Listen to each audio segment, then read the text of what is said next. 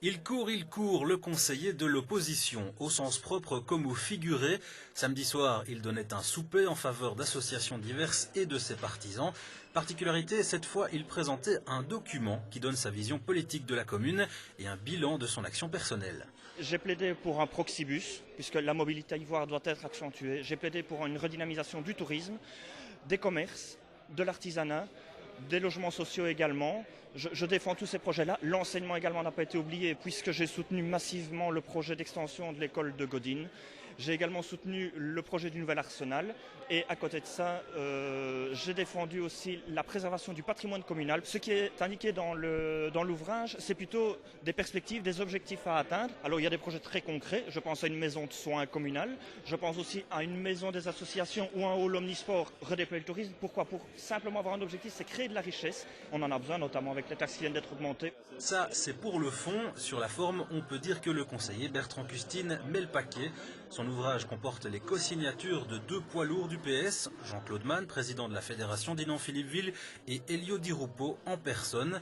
Des soirées comme celle-ci amènent aussi pas mal de soutien de représentants connus, comme de simples citoyens. Livrets, site internet, Facebook, tous ces éléments indiquent une chose: l'homme veut occuper le terrain médiatique et sa communication est massive et très élaborée. En ligne de mire déjà les élections communales de 2012, une position totalement assumée. Avoir des idées, c'est très bien, mais il faut aussi les faire connaître. Bon, je suis le seul conseiller communal socialiste dans la commune d'Ivoire.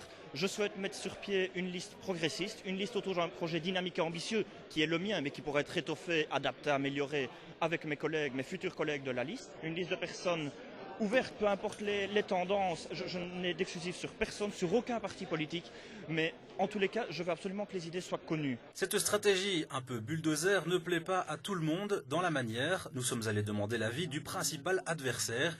Que pense le vieux routier de la politique face au jeune loup? Je dirais que c'est un garçon dynamique, on ne peut pas le nier, qui intervient aussi beaucoup au conseil communal, mais qui, moi je crois, son rôle évidemment n'est pas de louanger la majorité, mais son rôle aussi, c'est de ne pas dire n'importe quoi et d'inventer des choses dans le cadre d'un programme, etc., qui ne correspondent pas à la réalité. Par exemple, il suggère de créer un zoning industriel. Il n'y a pas de terrain suffisant dans la commune d'Ivoire, peut-être à Spontin, et à Spontin, on est en zone de protection des captages. Selon vous, est-ce que par exemple sa politique est plus basée sur l'image que sur les mesures réelles? Je le pense, je suis même certain, il veut se mettre en évidence, il veut aussi se faire connaître, je crois qu'il réussit. Il n'y a pas que de l'image, ça serait vraiment tout à fait idiot de ma part. L'image est vraiment pour donner un écho, mais tout simplement pour convaincre un maximum de monde que les idées que nous proposons, que nous défendons, c'est aussi nos bonnes idées et qu'elles valent la peine d'être défendues de toute façon. Un mot toutefois sur l'enquête de satisfaction contenue dans le livret du conseiller. Il y demande l'avis des lecteurs sur la presse locale et sur Ma Télé. Une intention louable, mais est-ce bien le rôle du politique? Attention à ne pas confondre communication et information.